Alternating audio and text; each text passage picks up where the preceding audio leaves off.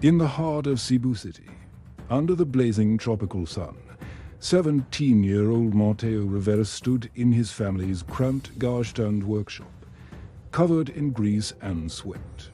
Round him lay scattered solar panels, wires, batteries, and the rusted frame of an old Jeepney his father had driven for 20 years. Most people would see junk. Mateo saw the future. Mateo wasn't born into privilege.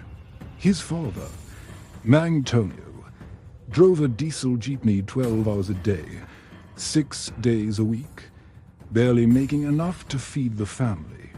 His mother, Iling Rosa, taught elementary school in a public school where classrooms overflowed and supplies ran short. They lived in a modest home in a barangay where the streets choked with traffic and exhaust fumes every single day.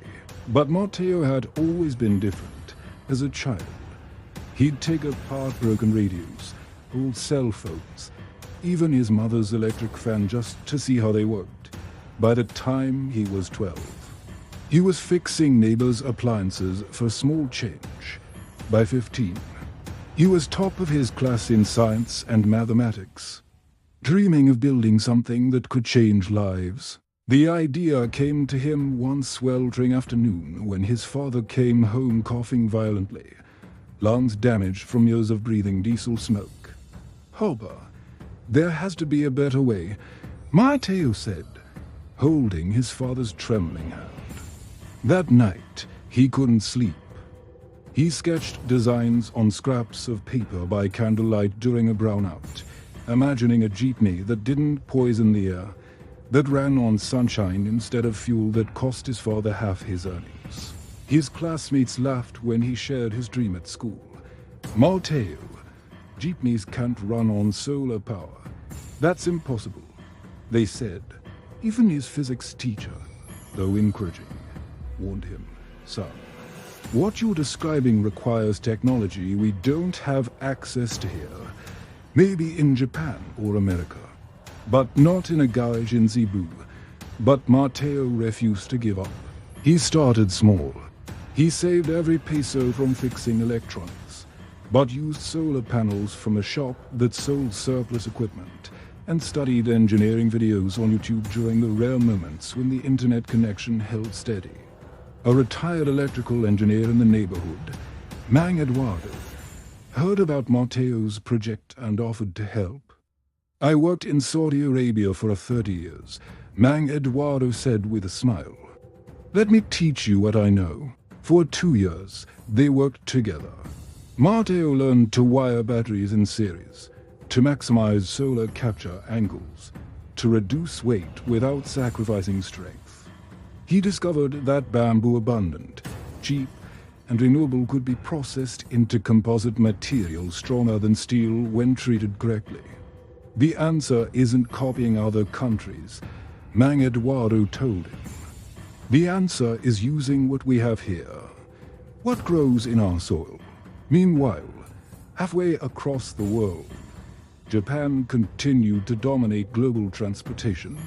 Their bullet trains, the Shinkansen, could travel at 300 kilometers per hour.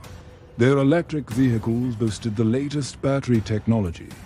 Tokyo's streets gleamed with innovation, silent, efficient, cutting edge, when Filipino news covered transportation. They always pointed to Japan as the gold standard, the impossible dream. But Mateo wasn't intimidated. He knew something the engineers in Tokyo didn't. He understood the Filipino context. He knew jeepneys needed to be affordable, not luxurious. They needed to survive potholed roads, not perfectly paved highways. They needed to carry 15 passengers plus cargo, not just 2 people in air-conditioned comfort. His design accounted for all of this. By his 17th birthday, the first prototype was ready. The EcoJeep sat in the garage, its roof covered with advanced solar panels Mateo had configured in a unique overlapping pattern to capture maximum sunlight even during cloudy weather.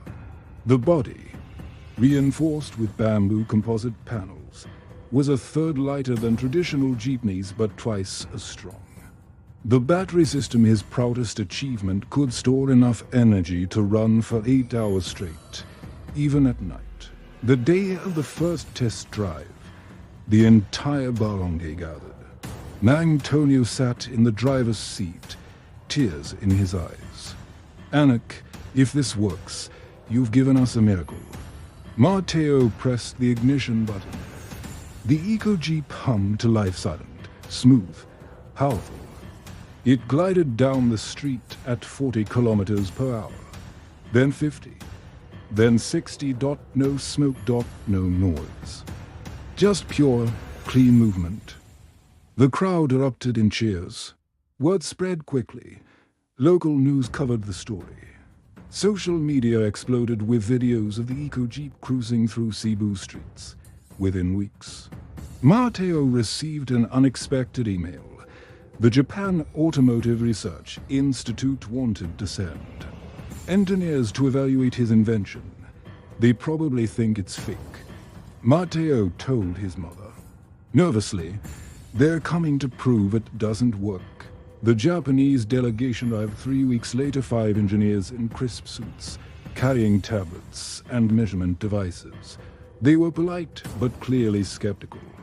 "We've seen many solar vehicle claims," said the lead engineer, Dr. Takeshi Yamamoto. "Most fail basic efficiency tests." Mateo just smiled. "Let's go for a drive." The test route was brutal, 20 kilometers through heavy traffic, up steep hills, down rough roads, then back through the congested city center. The Japanese engineers monitored every metric: energy consumption, battery drain, structural integrity, speed consistency. After 2 hours, they returned to the garage in stunned silence. Dr. Yamamoto stepped out, checked his tablet one more time, then looked at Mateo with something between shock and respect. "This is impossible," he said quietly. "Your energy efficiency is 140% better than our top electric prototype. Your battery system is unlike anything I've seen. And you build this in a garage?" Mateo nodded. "With bamboo, recycled parts, and a lot of help from my community." That night, the Japanese team asked Mateo to present his full technical specifications.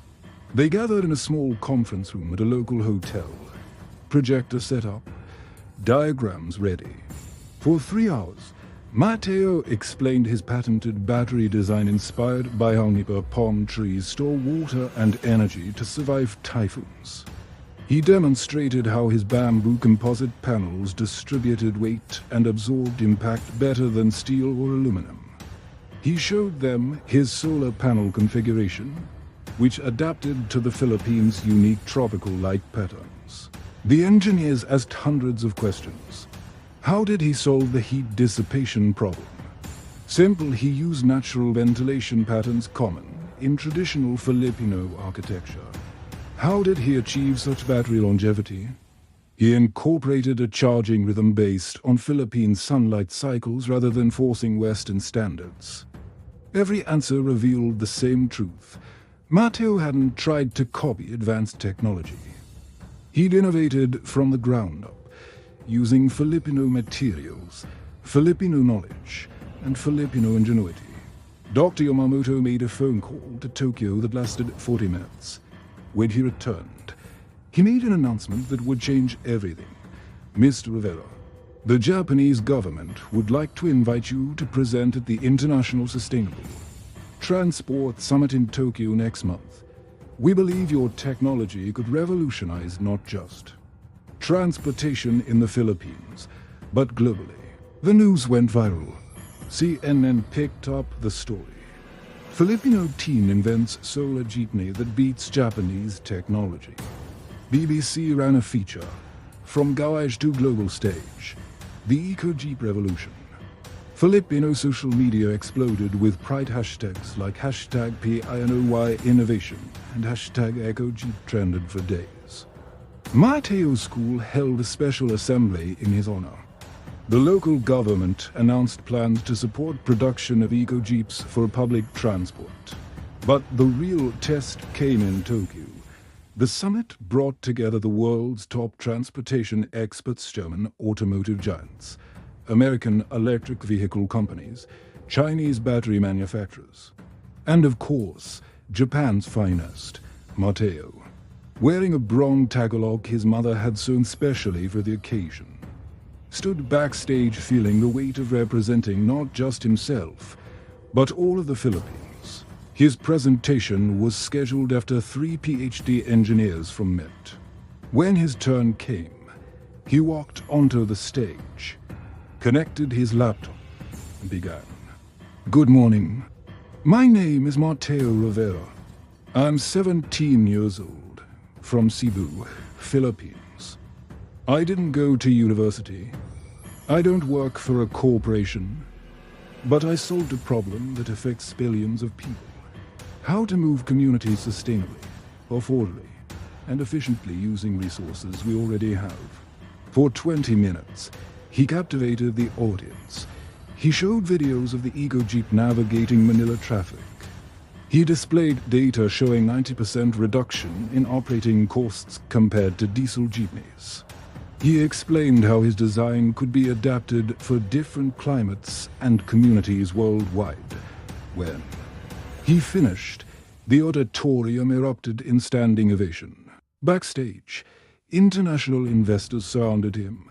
A German automotive company offered 20 million euros for exclusive licensing rights.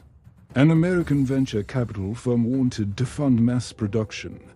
But Mateo had a different vision. I don't want this technology locked behind patents and profit margins. He said, I want it shared. Freely so, for that every community that needs it can build their own. That decision shocked the business world and inspired millions. Within 6 months, EcoJeep blueprints were open-sourced online. Communities in India, Kenya, Brazil, and Indonesia started building their own versions. Universities added EcoJeep engineering to their curricula. The United Nations highlighted Mateo's work as a model for sustainable development. Back home in the Philippines, the transformation accelerated. The Department of Transportation announced the EcoJeep modernization program, providing grants for traditional jeepney drivers to retrofit their vehicles. Mateo's workshop expanded into a training center where he taught others his techniques. Hundreds of young Filipinos enrolled, inspired to become inventors themselves.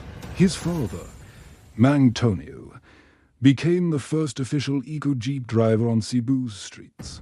For 20 years, I choked on diesel smoke, he said during a news interview, voice thick with emotion. Now I drive my son's invention, breathing clean air, spending half as much on operations, and I get to go home to my family with enough money to give them a better life. My son didn't just build a vehicle, he gave us dignity. The ripple effects spread everywhere. Science enrollments in Philippine schools surged. Young Filipinos who once dreamed only of working abroad now dreamed of building innovations at home. The global narrative shifted. News stories stopped asking, can the Philippines innovate? And started asking, what will Filipino innovators do next? Even Japan changed its approach. Dr. Yamamoto became a regular collaborator with Filipino engineers, co-authoring papers on sustainable technology. Tokyo announced plans to integrate EcoJeep technology into rural Japanese communities. We thought we had to teach the world. Dr. Yamamoto admitted in an interview instead. A 17-year-old from Cebu taught us that innovation comes not from resources, but from necessity, creativity, and heart. Today, Mateo Rivera is 20 years old. He still lives in Cebu, still works in that same garage now expanded into an innovation campus. He's turned down countless job offers from international companies, choosing instead to stay and build a movement in the Philippines. I could work in Silicon Valley, he says with a smile. But why would I leave when the real future is being built right here? The EcoJeep revolution continues. Over 50,000 units now operate across the Philippines and dozens of countries worldwide. Air quality in major Filipino cities has improved measurably. Thousands of drivers have escaped poverty through lower operating costs, and a generation of young Filipinos now believes that they too can change the world. So the next time someone tells you that Filipinos can't innovate, that we can only copy, that real technology only comes from rich countries, tell them about Mateo Rivera. Tell them about the teenager who built the future in a garage, using bamboo and sunshine and Filipino ingenuity. Tell them that Japan had the fastest trains, but a kid from Cebu built something even more powerful: hope. If this story inspired you, please hit that like button. Share this video with every Filipino who needs to hear it. And subscribe for more stories that celebrate the unstoppable spirit of the Philippines. Mabuhay ang Pilipinas. Mabuhay ang Pinoy ingenuity.